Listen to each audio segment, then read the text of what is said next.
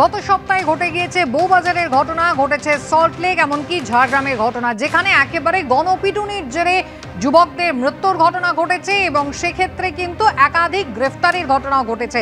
বউবাজার, যেখানে একেবারে মিষ্টির দোকানের সামনে থেকে হিড় করে টেনে নিয়ে গিয়ে সরকারি হস্টেলের ভেতরে বেধড়ক মারধর করা হয় এক যুবককে এবং তারপর তার মৃত্যু ঘটে।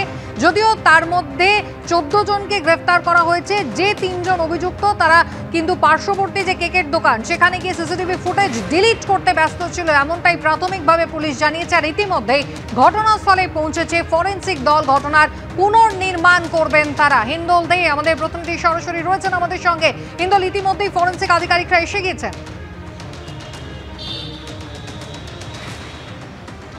না দেখো, ফরেন্সিক আধিকারিকরা কিছুক্ষণের মধ্যেই আসবেন, তেমনটাই কিন্তু পুলিশ সূত্রে খবর।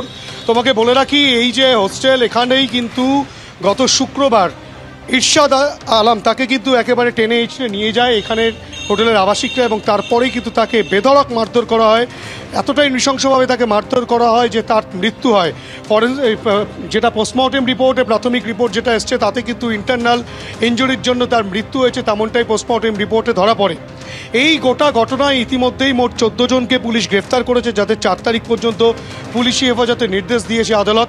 এই গোটা ঘটনায় কিন্তু পুলিশ যেটা খতিয়ে দেখছে যে ময়নাতদন্তের রিপোর্ট যেটা এসেছে, প্রাথমিক রিপোর্ট, সেই রিপোর্টের পাশাপাশি কিছুক্ষণের মধ্যেই ফরেন্সিক বিশেষজ্ঞ তারা আসবেন এবং ফরেন্সিক বিশেষজ্ঞরা এখানে আসার পর তারপরে কিন্তু তারা এখান থেকে নমুনা সংগ্রহ করবেন। কেননা এই যে হোস্টেল রয়েছে, উদয়ন হোস্টেল, সেখানে যে ঘরে তাকে নিয়ে যাওয়া হয়েছিল, একেবারে ফুটপাথ থেকে তাকে টেনে নিয়ে গিয়ে এই হোস্টেলে নিয়ে আসা হয় এবং তারপরেই কিন্তু তাকে রীতিমতো ব্যাট দিয়ে মারধর করা হয়, লাঠিসোঁটা দিয়ে মারধর করা হয়। ক্যামেরা পার্সনকে বলবো সেই ছবি দেখাতে।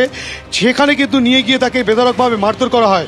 এই 14 জনকে যে গ্রেপ্তার করা হয়েছে, এই 14 জনের মধ্যে সরাসরি কারা ইনভলভ ছিল সেই বিষয়টা পুলিশ খতিয়ে দেখছে, তাদেরকে সহযোগিতা করেছিল কারা কারা, সমস্ত বিষয়টা কিন্তু খতিয়ে দেখা হচ্ছে। ইতিমধ্যেই যে চিত্র দেখাবো, যে ফরেন্সিক বিশেষজ্ঞরা আসবেন এবং ঘটনার পুনর্নির্মাণ করার জন্য কিন্তু পুলিশের একটি দল ধৃতদেরকে এই হোস্টেলে নিয়ে আসবেন। ইতিমধ্যেই যেটা দেখা যাচ্ছে যে হোস্টেলের গেট তালাবন্ধ অবস্থায় রয়েছে এবং হোস্টেলের গেটের সামনে কিন্তু পুলিশ মোতায়েন রয়েছে, যাতে ভেতরে কেউ কোনো রকমভাবে প্রবেশ করতে না পারে বা কোনো রকম কোনো কিছু যাতে নষ্ট করতে না পারে, সেই কারণে পুলিশ এখানে মোতায়েন রয়েছে।